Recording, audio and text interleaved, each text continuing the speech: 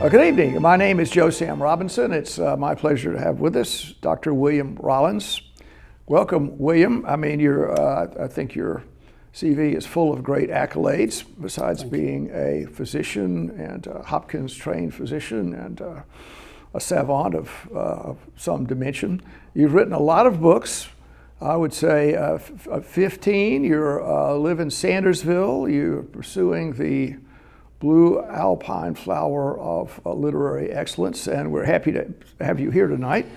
And all these books you've written, I think I'm going to hold one up. It's the Columbus Stocking Strangler. And I will start out by asking you, why did you elect to pursue this subject? Well, it's an interesting story, and if you're going to write something, if you're going to devote many months of your life to turning out something in print, two things are of concern. First, to the publisher, it has to sell, but as an author, to me, it has to be something that's interesting. And this was far and away one of the most interesting cases that I had ever heard of. It also fell very neatly in the genre of true crime. I had written one true crime book previously.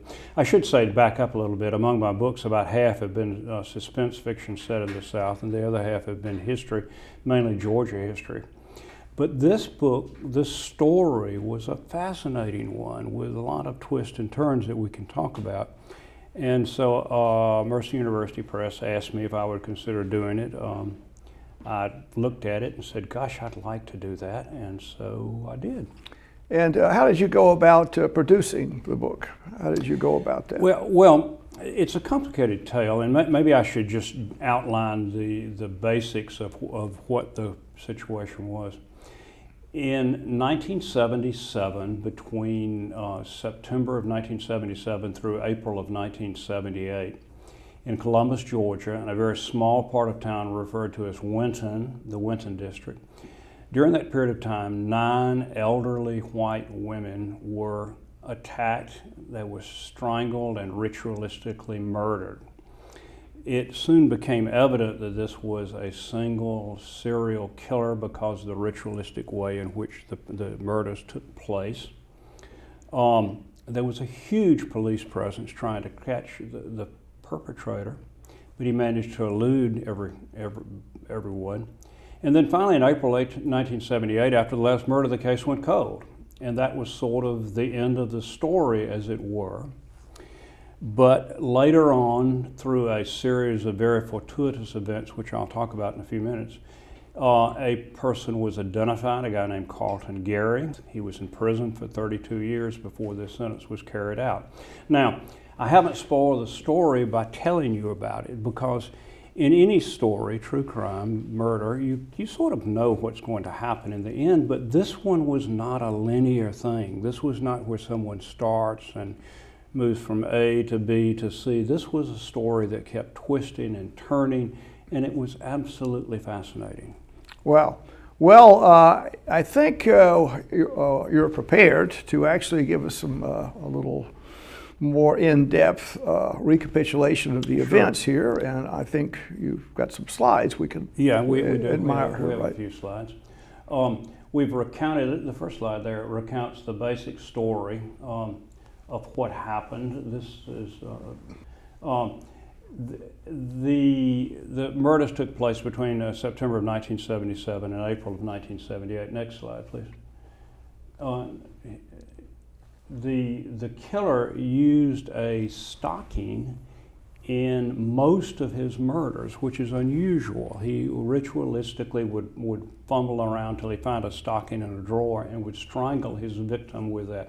One lady was killed with a sash cord, another was murdered with a University of Georgia scarf. Next slide here. And the strange thing was that after this, the killing stopped and the man disappeared. No one knew what happened. This probably stirred up the good folks in Muskogee County. Oh gosh, it did. They probably really got them. It did. If you look at the history of Muskogee County, this is certainly one of the larger events in the history of this city. It was, as someone said, the killer was the Southern son of Sam. And everyone thought that, for a period of 6 years there, he was gone. He'd gotten away with it, so no one knew what happened. So people said, well, maybe he's back in prison, or maybe he's been killed, or whatever. We'll probably never know until later. In 1984, through a fortuitous series of events, which I'll talk about, as I said a moment ago, he was captured and put on trial. Let me talk a little bit about the victims. The victims were elderly, and I use that term advisedly. Maybe I'm in that class, so I'd be very cautious about it. Well, I am. I mean, the average age of his victims was just above 70 years, but they ranged in age from 59 to 10 days short of turning 90, Yes. almost 80 years old. And they fell into a particular demographic. They were single white females, most commonly widowed, who lived alone. As the pattern emerged, this killer would break it. He did a lot of burglaries too, and that became important. He would break into the house, and if there were someone else in the house, a man in the house, then there would be a robbery but no murder. This appeared to be part of the pattern. No one during the crime spree could figure out why this person was doing this. The way he arranged the body after death, the way he used the stocking to strangle his victims, the way that he beat them mercilessly. This all fell into a pattern, and soon it became very evident that there was only one person responsible for this.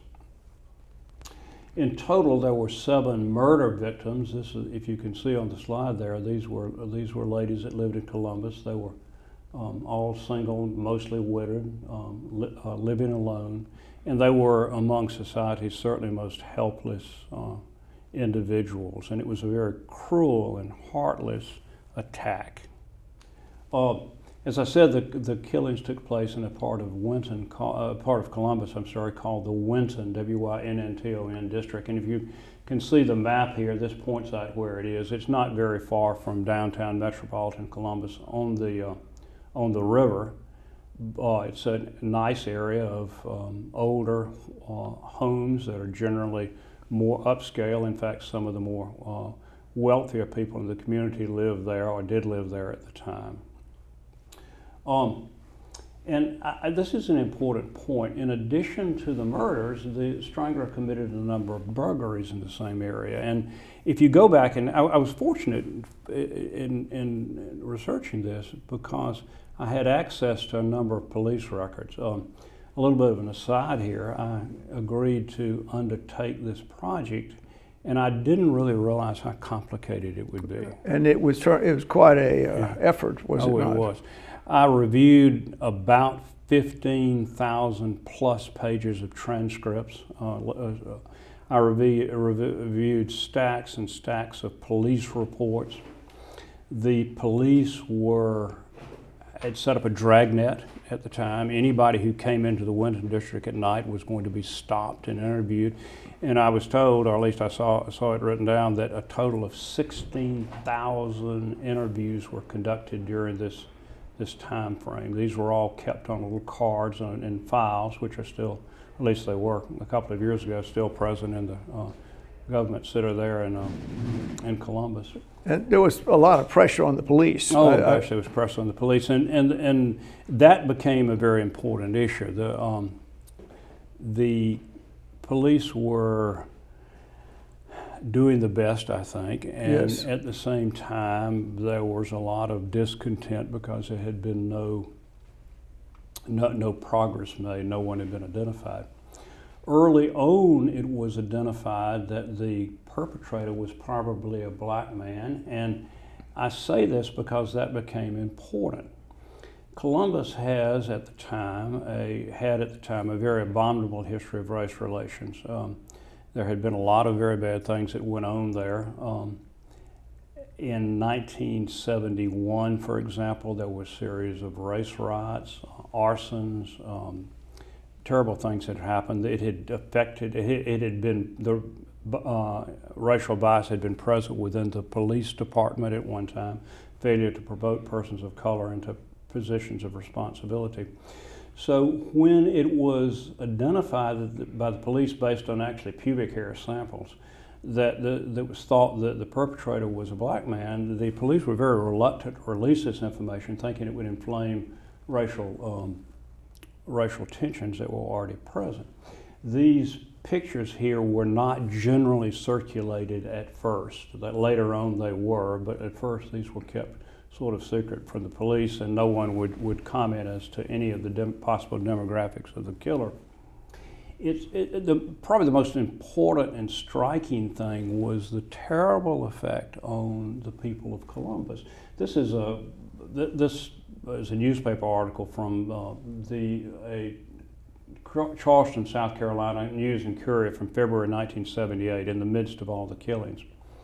And the headline reads, "One maniac is changing the town of Columbus."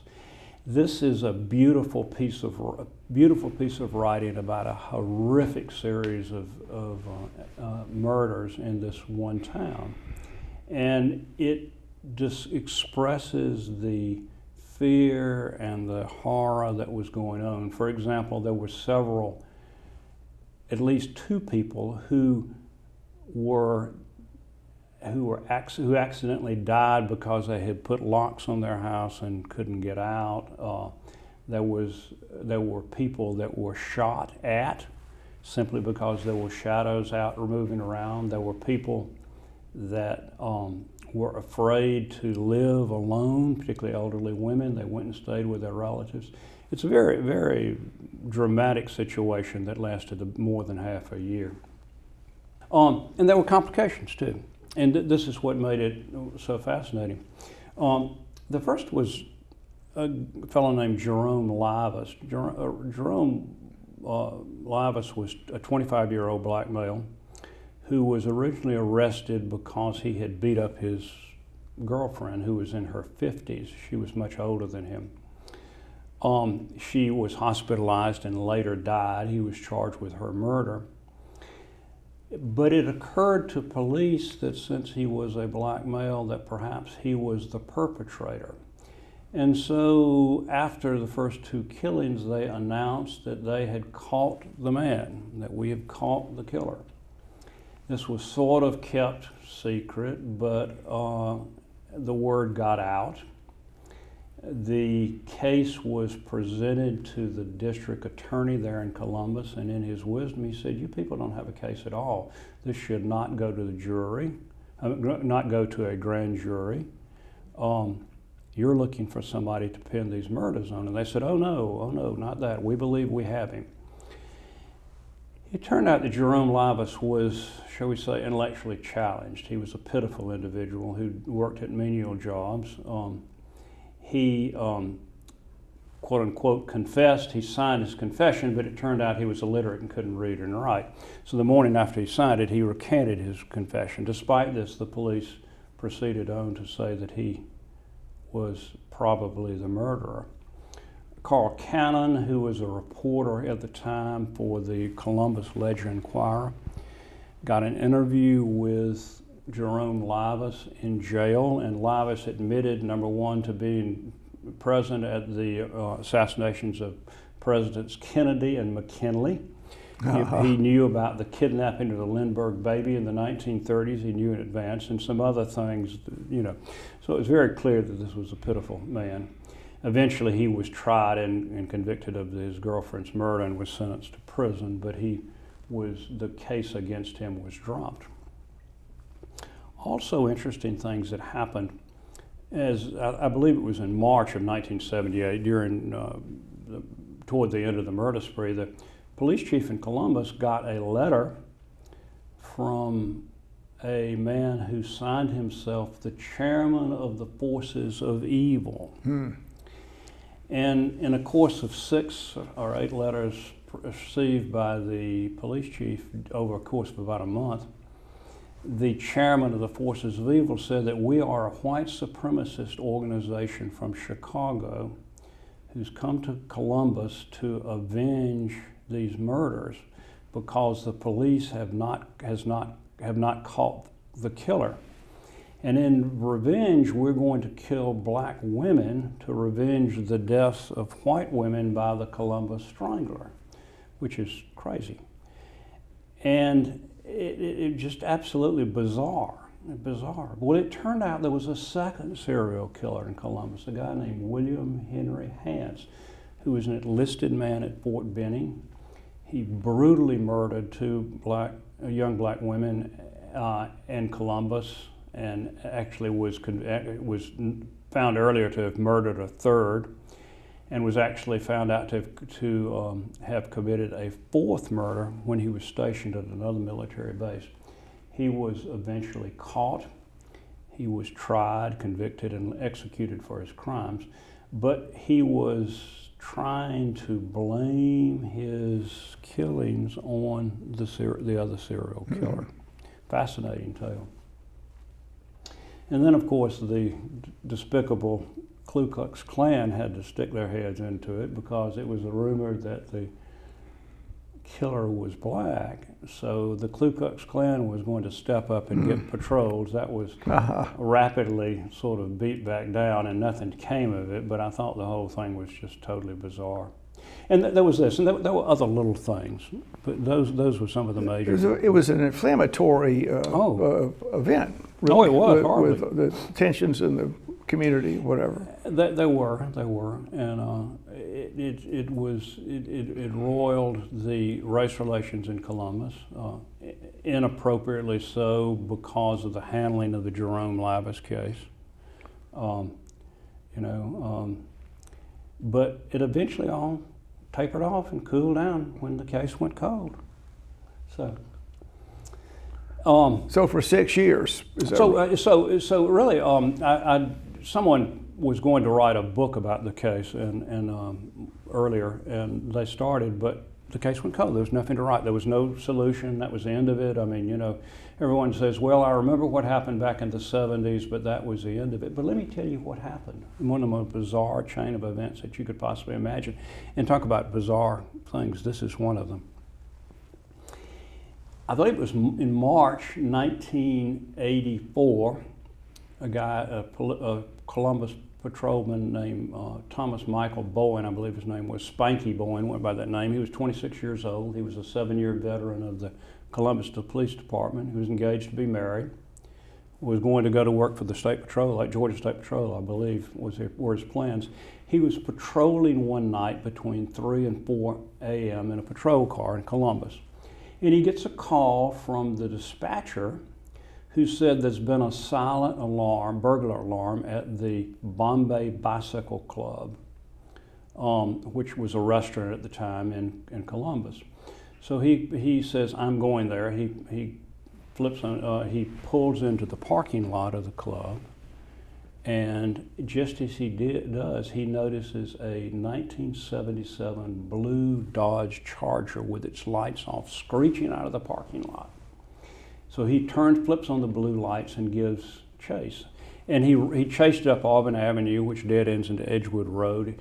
The car that he was chasing took a sharp turn into Edgewood Road and lost it. He careened into some houses there, front yards of houses. And so Bowen gets out of the car and goes over with his flashlight in one hand. He'd called up for backup, by the way, during this time. And he has his flashlight in one hand, his radio in the other hand, and he sort of looks in the window and he gets 2 bullets in his forehead and he's killed immediately, which was a tragedy. And by that time, other patrolmen had shown up, and the person that shot him had gotten out of the car, had fled into the woods there, and had apparently disappeared up a creek by wading up the creek to cover his footprints. The investigation rapidly revealed that the car belonged to a girlfriend of Lonnie Botts. She said my boyfriend was driving the car that night. It turned out that Lonnie Botts had previously worked at the Bombay Bicycle Club and knew there was money there. They go to his house and begin to interview his mother. His mother said he's not here, but the police found some wet clothes in a hamper. And they also discovered a box of a Ruger automatic pistol. And somebody said during the stranglers' burglary spree, which happened at the same time as his murders, wasn't there a pistol, a .22 caliber Ruger automatic pistol stolen? And they said, yes, there was. In fact, they had advertised this back in 1978, but nothing ever came of it. They said, well, maybe there's a connection here. And so they put out a all-points bulletin to send out messages to every police force in the nation. And they got one response from Lansing, Michigan. Michigan at the time apparently was one of 3 states in the nation that required the registration of guns.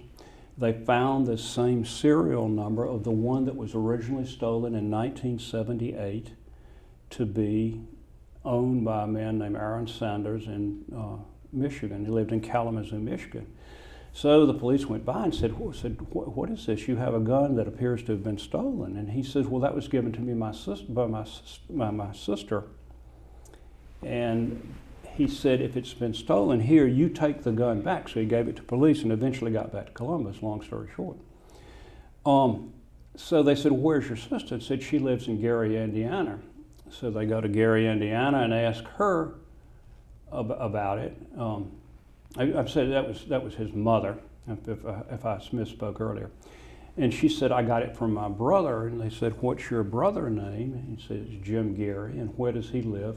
He lived in Phoenix City, Alabama, which of course is right across the river from Columbus. So this pistol, which had been stolen in Columbus, had ended its way up in Michigan, which, was traced back from Lansing to Kalamazoo to Gary, Indiana to Phoenix City. So the police show up and talk to Jim Gary, and he says, well, I got that from my nephew. And what's his name? His name is Carlton Gary. And said, where is Carlton Gary? Said, well, he was in one of them prisons in South Carolina, but he's been released. They said, oh. And said, he's back here in Columbus. And they said, well, we need his fingerprints. So they called the prison in South Carolina, got his fingerprints. And talking to Mike Sellers, who was one of the police officers and worked in this case, he describes very vividly the scene when, this was in the old days before they could do this by computer. They took the fingerprints to the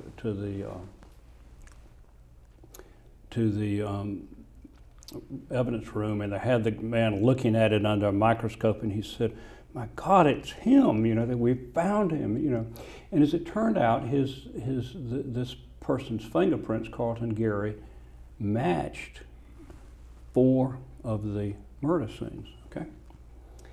And they went back to, and it turned out that he had not been released from prison. He had escaped and shown back up in Columbus just about the time the murder started. And the interesting and fascinating thing is that Carlton Gary had been arrested earlier. He had been arrested, but he had given police the name of Michael Anthony David. He didn't have any ID on him, and they took that for granted. So he was arrested in mid-April 1984. And turned loose. So, as it turned out, the date there, it was sent out. The bulletin was sent out on April 30th, and Gary had been arrested. Excuse me. That's his mugshot from April 18th, several days earlier. So they discovered that he was dealing drugs and was in Albany, Georgia. They went to Albany. He was arrested. Next slide, please. And was brought back, and that was Carlton Gary. That's his mugshot on the lower left side there, and you can see him coming into the police department there in Columbus. He seems kind of a bullet. I mean, he doesn't seem too impacted. In the picture there, it's pretty cavalier attitude. Yeah. I don't pretend to be an expert on serial killers by any stretch of the imagination, but if you do a little reading and do a little bit of research, you find that there are that in order to be a serial killer, you really have to be a sociopath. A psychopath would be better. Those terms are not analytical. The correct term is severe antisocial personality disorder. Okay, yeah. That goes along with serial murder. Okay. And probably one of the best known murderers was Ted Bundy. And Ted Bundy was handsome and articulate and just was a nice guy according to everybody that knew him. He also murdered multiple women. Yes. And you know, during Ted Bundy's incarceration prior to his execution, there were a lot of people that said, how could this person commit these murders? He's such a nice guy. Well, Carlton Gary was a nice guy too, apparently. He was said to be quite intelligent. He was articulate. He was self-educated.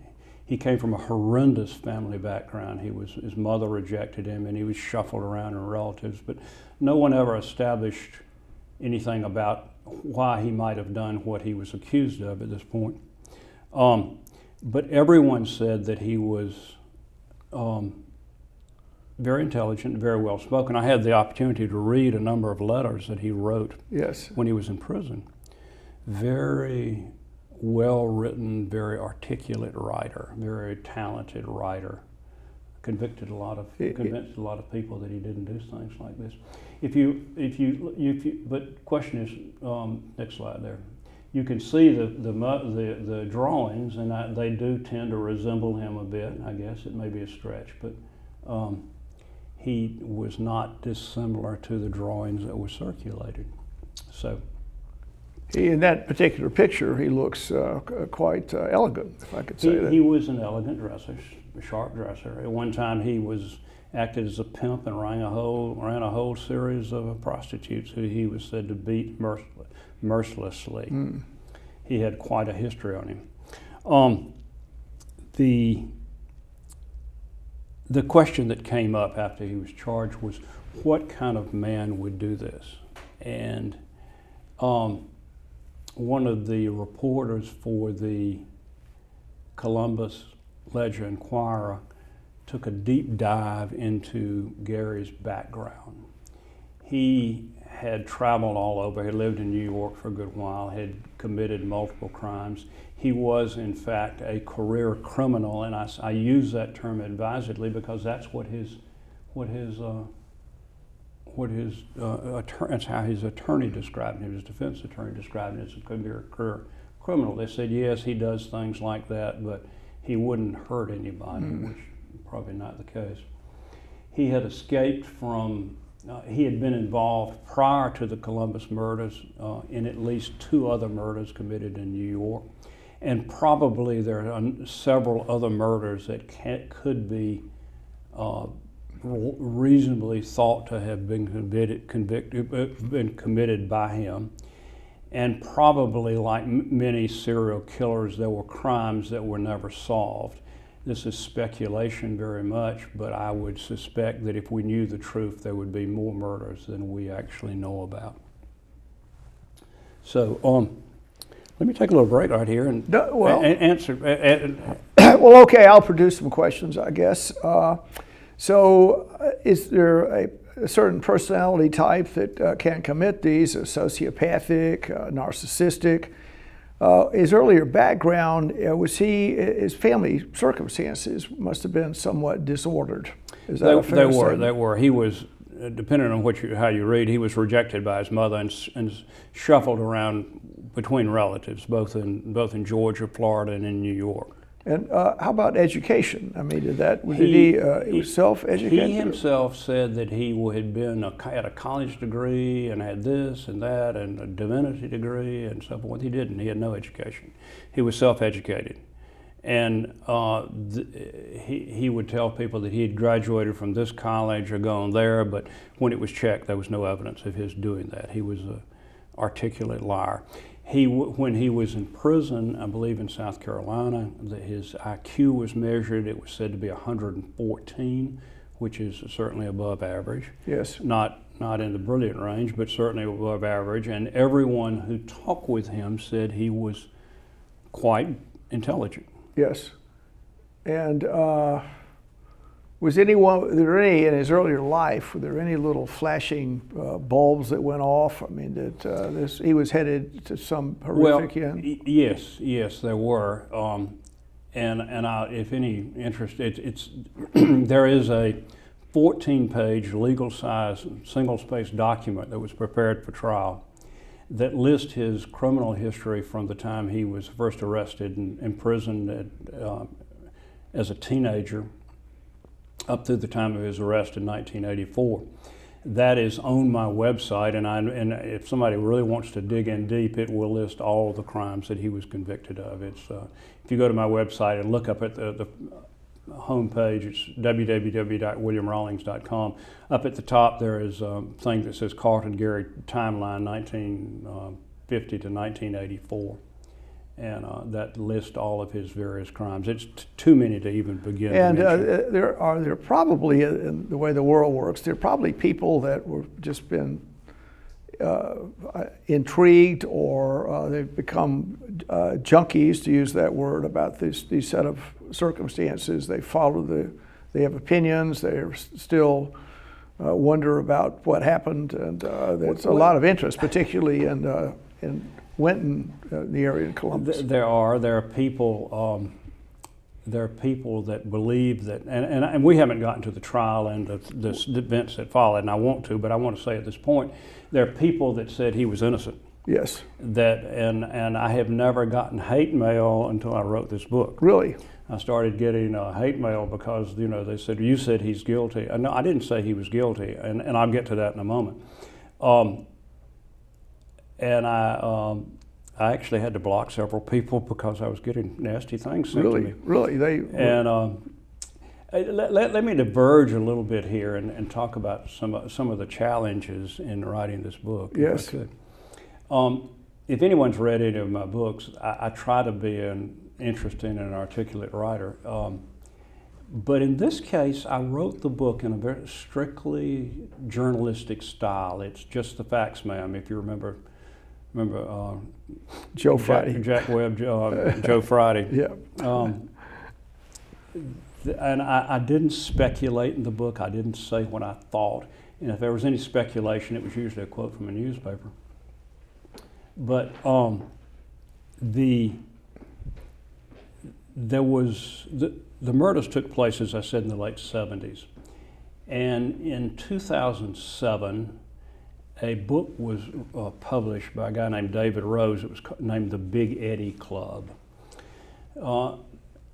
Rose is a self-described investigative journalist and a very good writer, very talented writer in my opinion, who is a death penalty opponent. And he came to Columbus with the idea that Carlton Gary had been wrongfully convicted and that there was a conspiracy that, if you really think about it, encompassed everyone from the cop on the street to the 9 justices of the U.S. Supreme Court, that somehow railroaded this man because he was a person of color in the South of the United States. That book was well written, and if you read it and don't really think about what was in it, you might say, oh gee, this guy has a point. But when you read the book, you realize that a lot of divergent information was left out. Yes. And so I was dealing with a lot of people who said, oh, I read that book and he was innocent. Well, if you do, have you read the trial transcript by any chance? No, I haven't. It's 15,000 pages. And so that's one of the things. So I had to write a very factual book with lots of footnotes in the back. If anybody wants to check anything I said, there's a footnote for it. Anyway, the trial took place in late July, August 1986, and it lasted about a month. The state called more than 150 witnesses and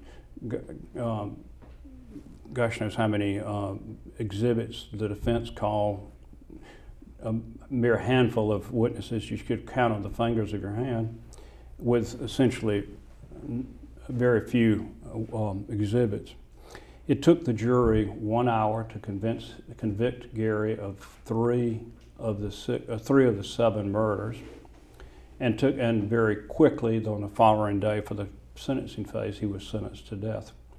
The question has been raised, why was he only charged with 3 of the 7 murderers? And as the prosecutor at the time and later judge, Bill Smith, said, we were seeking the death penalty. How many times do you need to convict someone?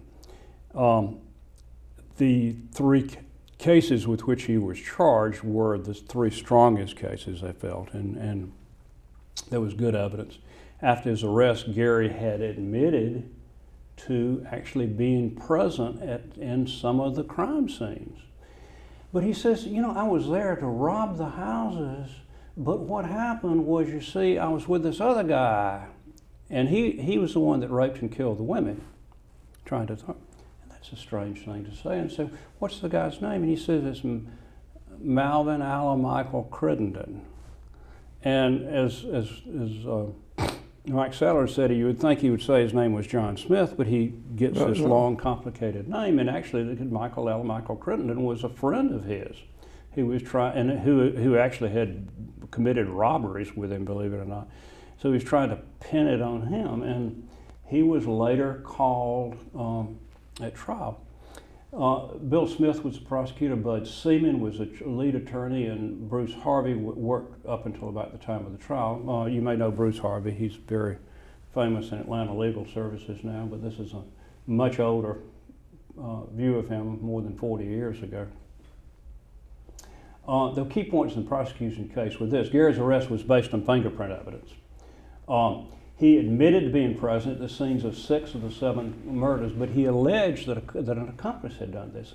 He lived near the crime scenes, that was established, and the 3 murders for which he charged were the ones that were the strongest of the 7 murders. I talked about Malvin Allen Michael Crittenden. He testified at trial on behalf of the prosecution. He actually, when Gary first implicated him, police went to his house that night and arrested him, and they brought him back to the police station and questioned him. And they said, it's very clear this guy didn't do it. They turned him loose, even though the person that arrested tried to blame it on him. It turned out that this was part of a pattern like the murders. He had tried to do the same thing when he had been arrested for another murder in New York. And he said, well, I didn't do the murder. We were just there to rob the house, but a guy named John Lee Mitchell did it. So New York police arrested John Lee Mitchell, who spent a year in jail before he came to trial. The jury acquitted him. The main evidence against him was Carlton Gary's testimony, plus a written document that was supposedly written, but it turned out it was written by somebody else. It turned out that Gary had written it. He tried to pin it. And then when you start looking at his history, he had tried to pin his crimes when arrested on someone else over a period of 6 or 8 times. It was a pattern that he had taken. Very interesting things. So he was sentenced to death, and in Georgia and in most other states that have the death penalty, an appeal is automatic. Appeals don't take place overnight. They usually take a number of years, but 32 years between the sentence being carried out and his conviction is a long period of time. When I was writing the book, I said, well, this is going to be a short chapter or something, something like this. We'll summarize it. Well, it turned out that the stuff that happened during this period of time was just as bizarre as what had happened during the murders. First of all, there were lots of things defense attorneys brought up, and they turned out to be nothing. Perhaps the most striking thing was they had alleged racial animus, mistreatment while incarcerated, bias on the part of law enforcement, inadequate funding of the defense. These appeals were taken to the U.S. Supreme Court a total of 4 times, and in the entire judicial system, nothing was overturned. In other words, the actions of the police and judiciary were upheld. But one of the most interesting things was this. In 2009, he was about to be executed, and a death warrant was signed. Prior to that time, the defense had not ordered DNA testing, even though DNA testing at this point in time was available. And the reasoning, or at least that I was given, was that, well, they thought it would be positive and it would just be, and someone described, these are not my words, but someone described them ordering DNA testing in order to delay his execution as a Hail Mary pass, and it looked like that. Well, it turned out there were 3 3 specimens that might yield DNA. One turned out to have nothing.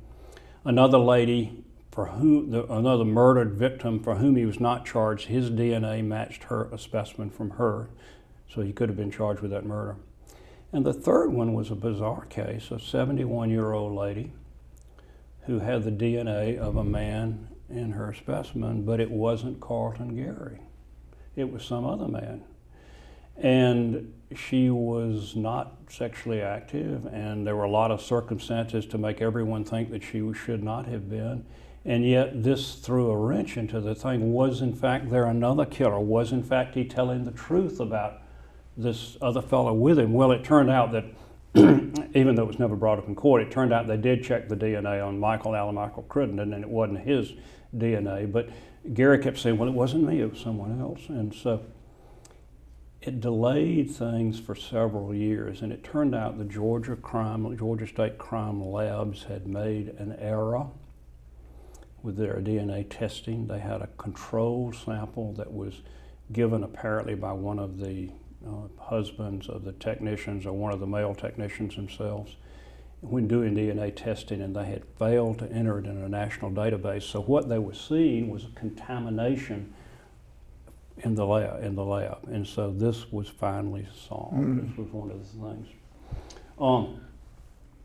There's a lot more to it than that, and a number of other little things that it turned out to be not the longest part of the book, but it turned out to be a long section of the book with a lot of interesting things happening. Finally, Gary was executed in March 2018 by lethal injection. And as I said, there are still people that believe this was wrongfully done. Wow, well, that's quite a story. It occupied a good part of your life, I must say, to pursue all this, thousands of pages, documents, and just thinking about it, the serial killers appear. In this case, no gun was used, or did anyone shot? There was a gun there. Was it ever used for anything? It was stolen, but it never was used. There was no gun, and he stole. What he did in the burglaries was he stole the stuff. He stole things and sold them. Like he sold the gun, the Ruger pistol, to his uncle. But you know, when it comes to murder, murder is the ultimate crime, the ultimate sin.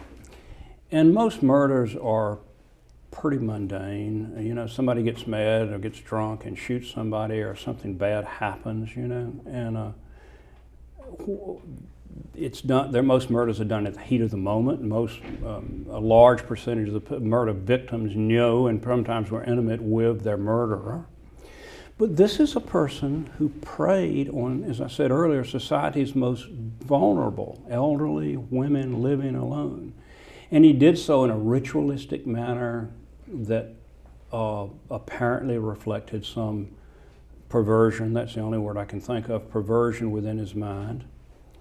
And it's a strange and bizarre case. Did the defense ever consider psychiatric? Oh yeah, they did. The defense tried about everything. One of the things they tried, they said, as a delaying tactic, they were about to go to trial. Gosh, they could have gone to trial almost a year earlier, I think. But they were about to go to trial, and they said, well, we think he's mentally incompetent and can't assist with his defense, so we're going to send him to Central State Hospital, which was in Milledgeville, which was still functional in those days. So he left, and then 5 days later he returns and says, gosh, this was supposed to take 6 or 8 weeks, and it turns out he was totally uncooperative. But the folks at Central State observed the fact that he would play basketball and have fun with all the other people there, the other patients. But when it came to talking to investigators, he just clammed up. And so this was kind of shot through and through. And he had been feigning, sort of feigning confusion and babbling in courtroom, and all that disappeared like that after that was ruled out. Well, one more comment, having read the book, which I enjoyed, I recommend it. But didn't he try and dig his way out of jail? In the middle of all this, he was trying to dig his way out to escape from jail in the middle of all this. He had a long history of escapes. For example, what brought him back to Columbus was he escaped from the prison in South Carolina in 1977. He came to Columbus, and I'll get to what you ask in a moment. And the way he did that, he'd been in prison for 5 years or something like that, and he came to the prison chaplain and said, I've seen the error of my ways. I've turned over a new leaf, and quote, I want to help my fellow man. I remember that quote.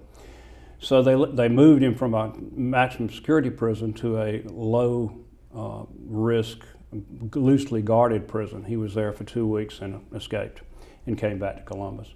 When he was awaiting trial or during trial, he tried to dig his way out of a cell. He had somehow pulled the leg off his metal cot and was using it to scrape through the concrete blocks to get away. He had history of other escapes and was considered an escape risk. In fact, it was thought by many that his attempt to get psychological testing was an excuse to be moved to a place where he was more likely to be able to escape. So, well, it's a very fascinating story. I recommend the book, and so we should have you back again when you complete your next book. I know a number of them are in utero right now, so it's great having you here, William. Well, thank you. I'm honored, and it's my pleasure to be here. Thank you. Thanks a lot for being here.